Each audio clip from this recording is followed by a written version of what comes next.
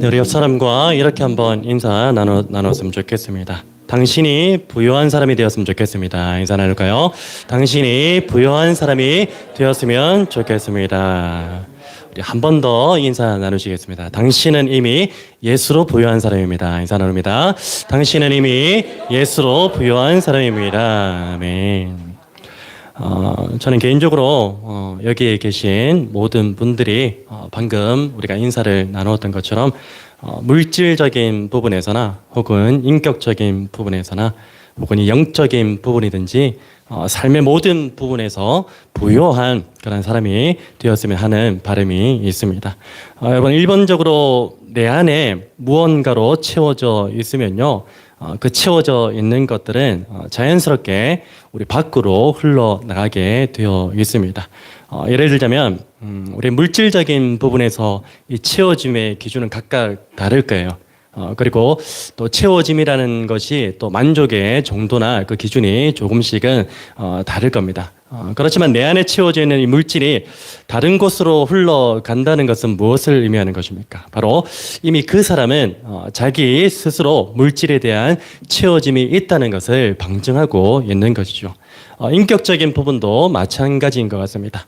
만약 내 안에 모든 것을 용납할 수 있는 그 사랑이 이 안에 가득 채워져 있다면 그 사랑은 어떻게 됩니까? 흘러서 그 어떤 원수라 할지라도 용납하게 되고요. 어떠한 상황 가운데서도 남을 먼저 배려하는 그런 모습들이 나타나기 마련인 것입니다. 또한 영적인 부분도 마찬가지인 것 같습니다. 오늘 저와 여러분 같은 그리스도인들은요, 이 세상 그 무엇보다 가장 먼저 채워져야 할 것이 있습니다. 그것이 무엇입니까? 바로 하나님의 말씀입니다.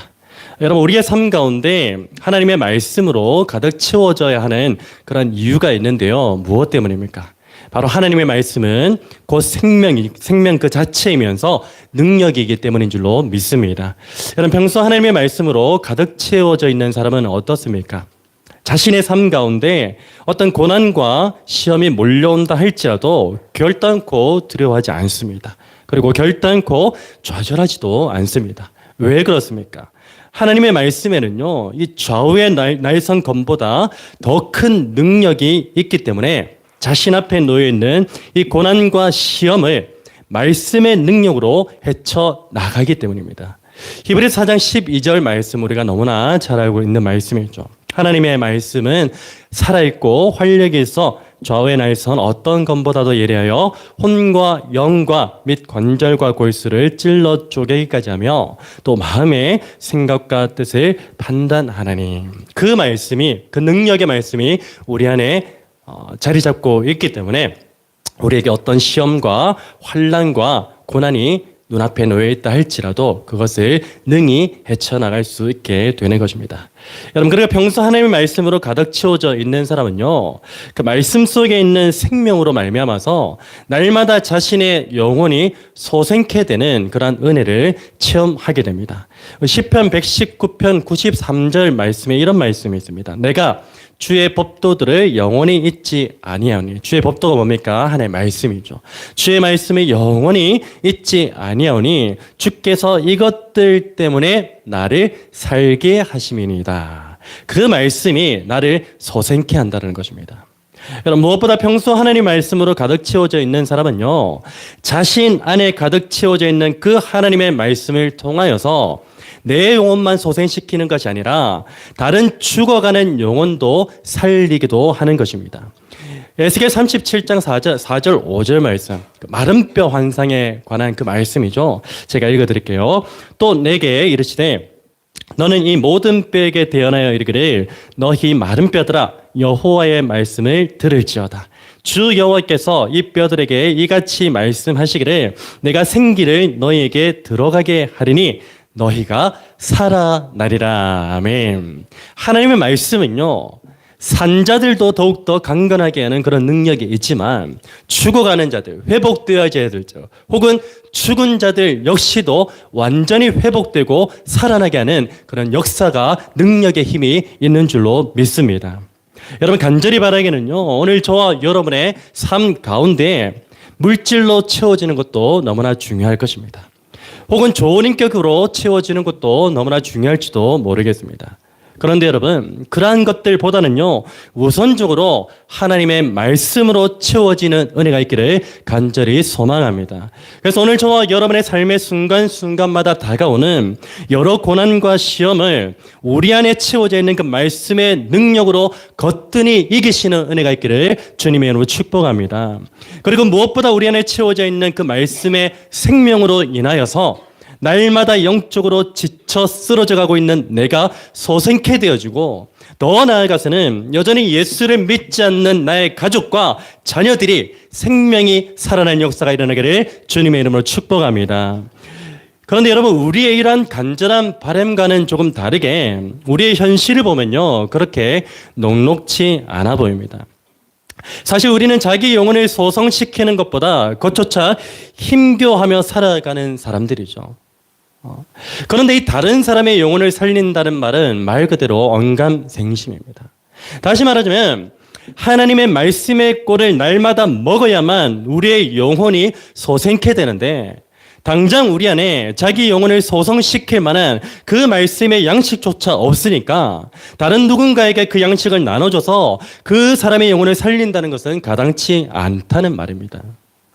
여러분, 이러한 현상을 한마디로 표현하자면요, 바로 영혼의 결핍이라고 말할 수가 있습니다. 여러분, 오늘 저와 여러분은 삶의 모든 부분에서 결핍의 상태를 경험한다 할지라도 이 영혼에 있어서만큼은 절대로 결핍되어서는 안 되는 존재임을 잊지 않으셨으면 좋겠습니다. 좀 물질적인 결핍, 건강적인 결핍, 인격적인 결핍 조금 경험해도 괜찮습니다. 그러나 절대 우리가 경험하면 안 될 것이 어떤 결핍입니까? 영혼의 결핍입니다. 날마다 말씀으로 채워지는 그 은혜를 통하여서 영혼의 결핍이 아니라 영혼의 풍성함, 영혼의 부요함이 우리의 삶 가운데 넘쳐야 되는 것입니다. 여러분, 누가복음 12장에 보면요, 예수님께서 한 부자의 비유에 대해서 말씀하시는데요, 그 부자는 평소 부를 축적하면서 결핍 없는 삶을 살아가고 있었습니다.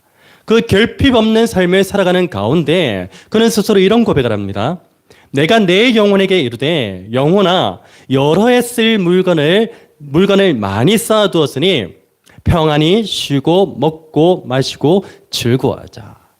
평소 아무런 결핍을 느끼지 못하는 그 부자의 고백이 이런 것입니다.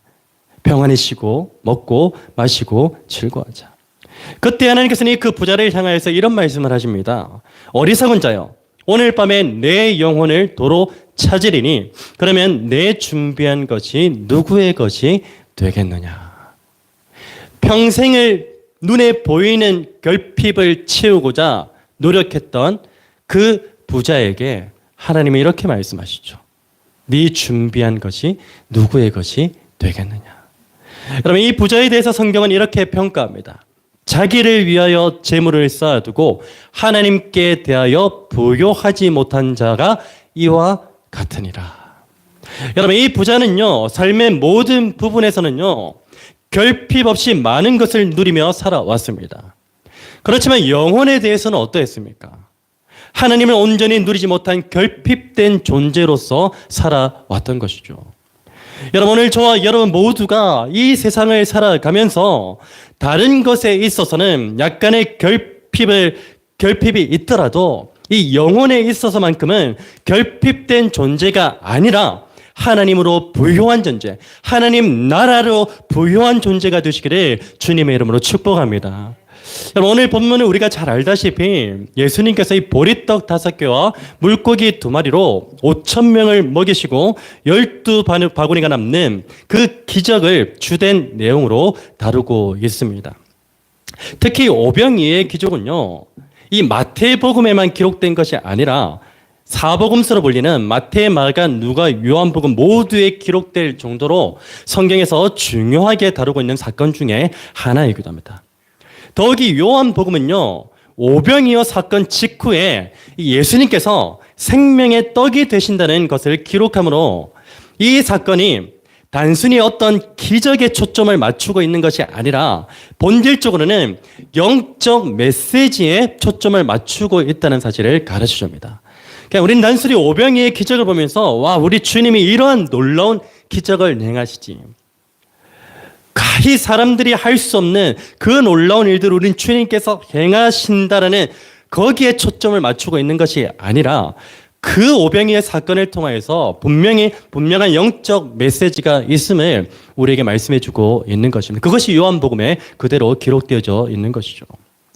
여러분, 오늘 본문이 우리에게 가르쳐주는 영적 메시지의 첫 번째는 무엇이냐면 바로 하나님께서는 항상 우리를 불쌍히 여기신다는 것입니다. 여러분, 본문 14절 말씀입니다. 예수께서 나오사 큰 무리를 보시고 어떻게 하셨다고요? 불쌍히 여기사 그 중에 있는 병자를 고쳐 주시니라. 여러분, 여기서 예수님의 불쌍히 여기시면요, 병행 본문을 통해서도 알 수 있듯이 이 병자들에게만 국한된 것이 아닙니다. 오늘 본문만 보면은 그냥 불쌍히 여김이 병자들에게 국한되어 있는 것인 줄로 그렇게 보여지지만 병행 본문은 그렇게 말하고 있지 않습니다. 병자들에게만 국한된 것이 아니라 예수님의 가르침을 듣느라 오랜 시간 아무것도 먹지 못한 무리들을 향한 불쌍히 여기심이기도 한 것입니다. 여러분, 그리고 예수님의 불쌍히 여기심은요, 오랜 시간 아무것도 먹지 못하고 있는 이 상황을 해결하지 못하고 있는 제자들을 향한 것이기도 합니다. 제자들을 향하여서도 이 예수 그리스도의 불쌍히 여기심이 묻어 있는 것입니다. 여러분, 하나님께서는 항상 우리에게 은혜를 베푸시는데요, 그 은혜의 출발점이 되는 근거가 무엇이냐면 바로 이 불쌍히 여기심입니다. 여러분, 하나님께서 날마다 우리에게 일용할 양식을 은혜로 베푸시는 그 이유가 무엇입니까? 그냥 우리가 이뻐서입니까? 우리가 뭐 말을 잘 들어서요? 아닙니다, 여러분. 하나님 날마다 우리에게 일용할 양식을 은혜로 베푸시는 이유는요, 단순합니다. 오늘 저와 여러분을 어떻게 여기시기 때문에 불쌍히 여기시기 때문입니다. 여러분, 그리고 하나님께서 우리가 잘못된 길로 들어설 때마다 때로는 징계와 사랑이라는 그 이름으로 은혜를 베푸셔서 우리를 다시 생명의 길로 인도하시는 그 이유가 무엇입니까? 우리 뭐가 잘난 게 있어서입니까? 도덕적으로 완전한 게 있어서입니까? 절대 그렇지 않습니다.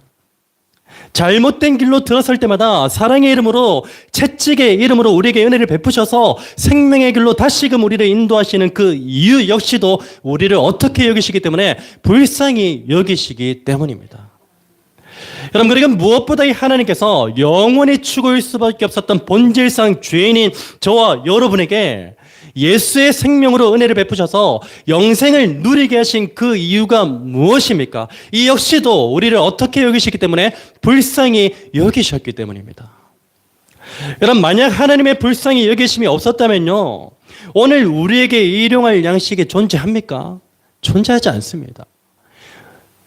만약 하나님의 불쌍히 여기심이 없었다면요, 날마다 죄를 범하여 넘어지는 우리에게 하나님께서 다시 일어나 회복할 수 있는 기회를 주셨을까요? 전혀 그렇지 않습니다. 여러분, 오늘 본문도 마찬가지입니다. 예수님께서 당신을 따르는 그 무리에게 오병이어의 기적을 베푸신 이유가 무엇이죠? 바로 그들을 향한 불쌍히 여기심이 있었기 때문입니다. 그들을 향하여 예수 그리스도께서 불쌍히 여기셨기 때문에 모든 무리가 배부르게 먹고도 12바구니가 남는 그 기적의 은혜를 예수님께서 베푸신 것입니다.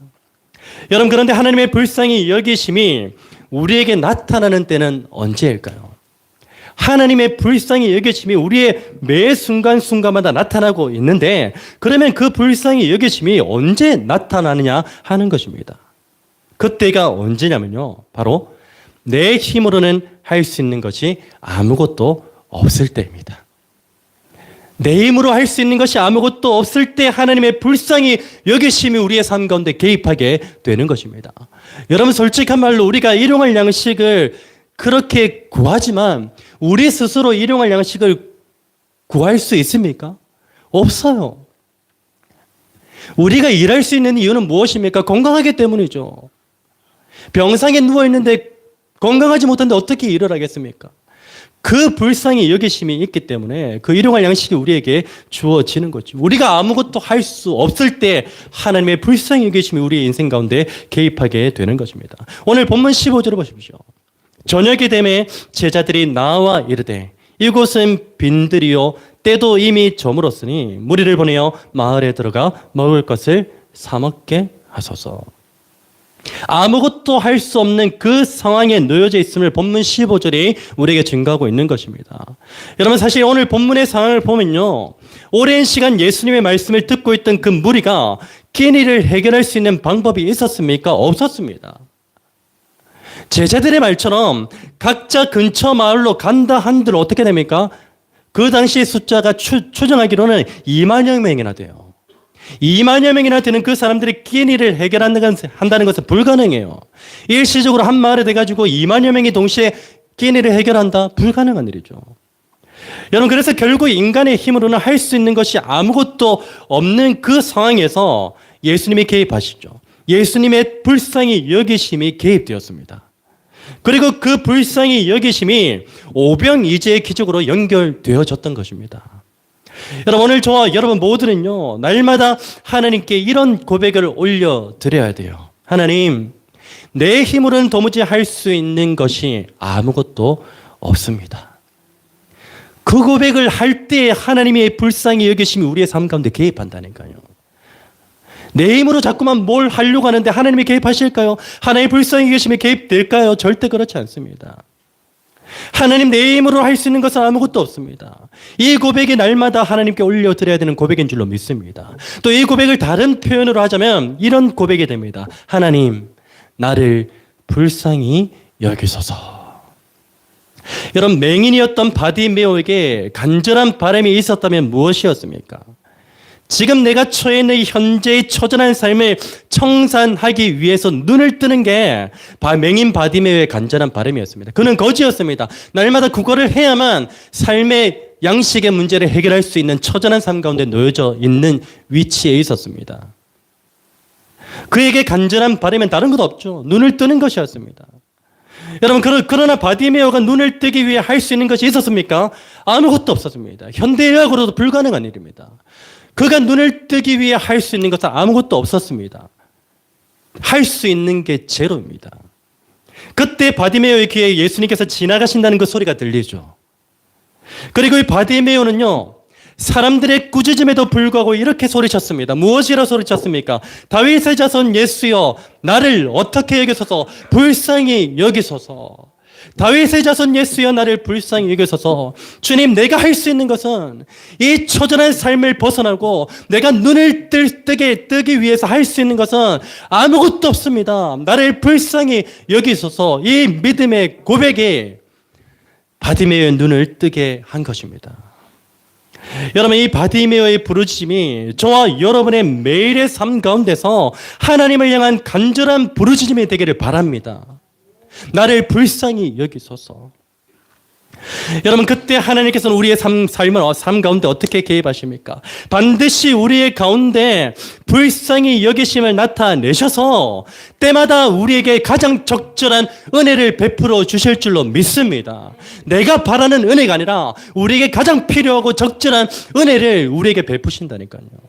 어떤 고백이 있을 때, 나를 불쌍히 여기소서라는 그 고백이 있을 때요. 여러분, 오늘 본문이 우리에게 가르쳐주는 영적 메시지 두 번째는 무엇입니까? 바로 우리 가운데 만연하게 자리 잡고 있는 영적 결핍을 발견하는 것입니다. 우리는 여전히 영적 결핍을 날마다 경험하는 자들이에요. 이 영적 결핍을 경험하지 못하고 발견하지 못하고 살아가는 사람처럼 어리석은 사람이 없습니다. 날마다 영적으로 결핍된 존재예요, 여러분. 여러분, 오늘 본문의 제자들은요, 예수님께로 나온 무리들이 오랜 시간 굶주림 상태에 있는 것이 걱정이 되었습니다. 그래서 예수님께 날이 저물었으니 무리를 보내가지고 마을에 들어가 먹을 것을 사 먹도록 하는 것이 좋을 것 같습니다라고 그렇게 요청합니다. 그때 예수님께서는 제자들에게 무엇이라 말씀하십니까? 16절 말씀입니다. 예수께서 이르시되 갈 것 없다. 같이 읽을까요? 너희가 먹을 것을 주라. 여러분, 이 말씀을 들은 제자들은요, 예수님께 이렇게 대답합니다. 오늘 본문은 알지만 병행 본문의 누가복음 9장 13절 말씀은 이렇습니다. 이 모든 사람을 위하여 먹을 것을 사지 아니하고서는 할 수 없사옵나이다. 결핍이죠. 아무것도 할 수 있는 게 없습니다. 여러분, 모든 것을 통달하시는 그 예수님께서 현재 제자들에게 먹을 것이 없다는 사실을 모르고서는 너희가 먹을 것을 주라고 말씀하셨을까요? 제자들에게 2만여 명이나 되는 그 무리들을 먹일 만한 양식이 있을 것이라고 예수님이 착각하셨을까요? 그래서 제자들에게 너희가 먹을 것을 주면 되지 않느냐라고 그렇게 명령하셨을까요? 그렇지 않습니다. 예수님께서는 누구보다 이 제자들에게 먹을 것이 없다는 사실을 잘 알고 계셨습니다. 그럼에도 불구하고 예수님께서 제자들을 향하여서 너희가 먹을 것을 주라 그렇게 말씀하신 이유는 무엇입니까? 바로 제자들의 결핍된 상태를 드러내시고자 했던 것입니다. 여러분, 여기서 결핍이란 무엇입니까? 우리가 너무나 잘 알고 있죠. 결핍이라는 것은요, 어떤 것이 모자라거나 부족한 상태를 의미합니다. 실제로 제자들은 어떻습니까? 어떤 상태에 놓여져 있습니까? 2만여 명이나 되는 그 무리를 일시에 먹일 수 있는 양식이 턱없이 모자란 상태, 결핍의 상태에 있었습니다. 수중에는 기껏해야 보리떡 5개와 물고기 2마리뿐이었죠. 그리고 그들을 먹일 만한 능력도 그들에게는 부족했습니다. 결핍의 상태죠. 양식의 결핍, 능력의 결핍, 그들이 할 수 있는 것은 아무것도 없었습니다. 그 결핍의 상태를 예수님께서 드러내고 계신 것입니다. 여러분, 이것이 바로 제자들이 가지고 있었던 결핍이었습니다. 여러분, 오병이의 사건은요, 결국 생명의 떡이 되시는 예수 그리스도를 가리키는 영적 메시지가 내포되어져 있기 때문에 제자들이 가지고 있는 그 결핍을 우리는 물리적인 결핍으로만 바라봐서는 안 됩니다. 그 결핍은 결국에는 어떤 결핍을 의미하는 것입니까? 영적 결핍을 의미하는 거예요. 그래서 이 제자들의 결핍을 물리적인 결핍으로만 바라볼 것이 아니라 이것을 영적 결핍의 시각으로도 바라볼 수 있어야 한다는 것입니다.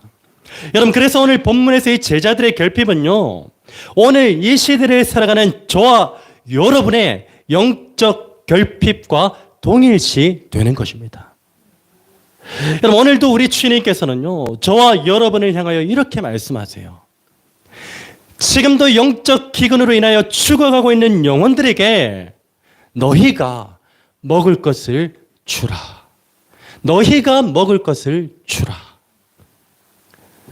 그런데 문제는 무엇입니까? 지금도 이 영적 기근으로 허덕이고 있는 그 영혼들에게 줄 양식이 도무지 나에게 없다는 것입니다. 그러면서 우리는 너희가 먹을 것을 주라는 그 예수님의 말씀에 무엇이라고 대답합니까? 제자들과 똑같이 대답해요.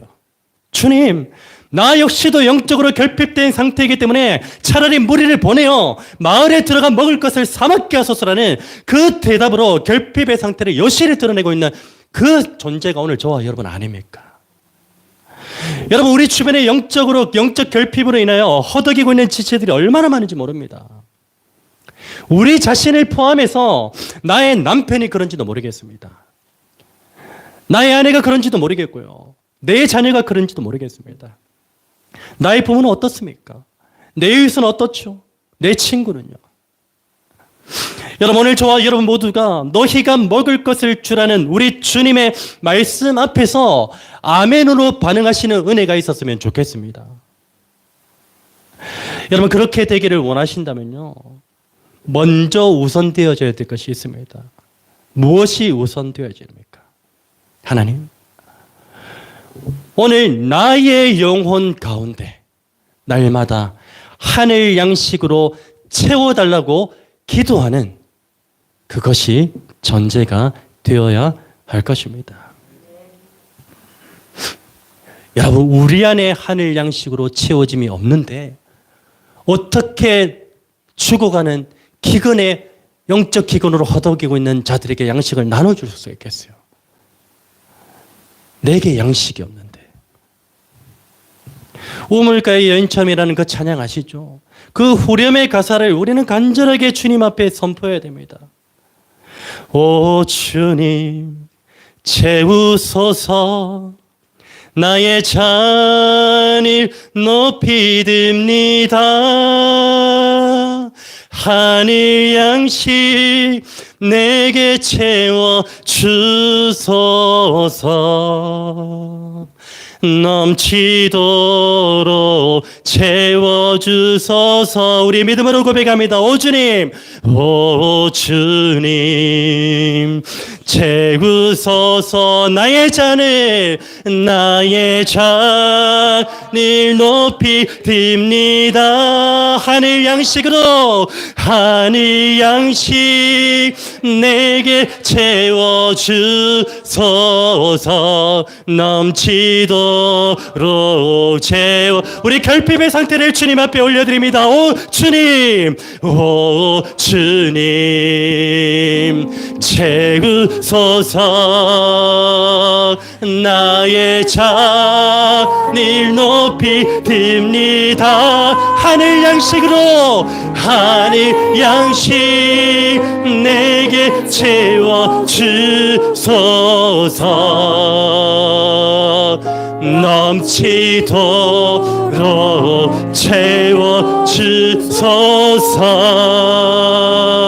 채워주소서. 이 믿음의 고백이 저와 여러분의 모든 삶의 삶 가운데 실현되어지기를 간절히 축원합니다. 여러분, 우물가의 여인은 무엇을 채우러 나갔습니까? 육체의 목마름, 육신의 목마름을 채우기 위해서 그곳으로 나아갔어요. 근데 육체의 목마름을 채운 것이 아니라 영혼의 목마름이 채워졌습니다. 예수 그리스도를 만난 직후에 그녀에게 영혼의 결핍이 사라지니까, 영혼의 결핍이 채워지니까 어떤 놀라운 일이 벌어집니까? 그가 자기가 왔던 그 동네로 돌아가서 나눠줍니다. 내가 메시아를 만났다. 내가 참된 양식과 음료를 만났다. 그가 그 동네 사람들에게 그렇게 선포할 수 있었습니까? 처음에는 없었어요. 왜요? 자신조차도 영혼에 결핍된 상태인데 어떻게 사람들에게 생명의 양식을 나눠줄 수 있겠습니까? 그러나 예수 그리스도 만난 직후에 영혼의 결핍이 채워집니다. 그리고서는 마음껏 자신에게 주어진, 채워진 그 양식을, 그 생수를 그들에게 공급해 주었던 우물가의 여인을 우리는 기억하고 있습니다. 오늘 본문의 제자들도 보십시오. 예수님께서는 제자들에게 그들의 결핍을 드러내셨습니다. 부족함을. 그리고서는 어떻게 하시죠? 19절 말씀을 보십시오. 무리를 명하여 잔디 위에 앉히시고 떡 5개와 물고기 2마리를 가지사 하늘을 우러러 축사하시고 떡을 떼어 누구에게 줍니까? 제자들에게 주심에. 무슨 말입니까? 결핍이 채워졌다는 말이에요.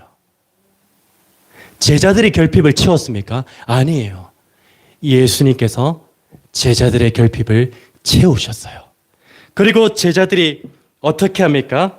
무리에게 나누어 줍니다.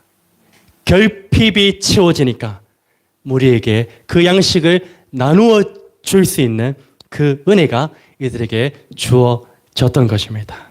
그래서 오늘 저와 여러분의 삶 가운데 날마다 영혼의 양식으로, 하늘 양식으로 하나님 나라의 부유한 것들로 채워져야 되는 줄로 믿습니다. 채워질 때 오늘 저와 여러분의 결핍이 온전하게 해결될 것이고요. 우리의 결핍뿐만이 아니라 지금도 이 땅 가운데 죽어가는 영혼들의 결핍 또한 채워질 줄로 믿습니다. 해결되어질 줄로 믿습니다. 사랑하는 여러분, 하늘 양식으로 가득 채워진 오늘 저와 여러분의 삶을 통하여서 지금도 영적으로 결핍된 상태에 놓여있는 나의 남편이 있습니까? 나의 아내가 있습니까? 나의 부모가 있습니까? 이웃과 친구들 모두가 부유하게 되는 역사가 일어나기를 주 예수 그리스도를 축원합니다. 그리고 그 하늘 양식으로 채워진 저와 여러분을 통하여서 하나님의 나라가 이 땅 가운데 세워지고 하늘나라가 확장되어지는 은혜가 있기를 우리 주 예수 그리스도 이름으로 축원합니다.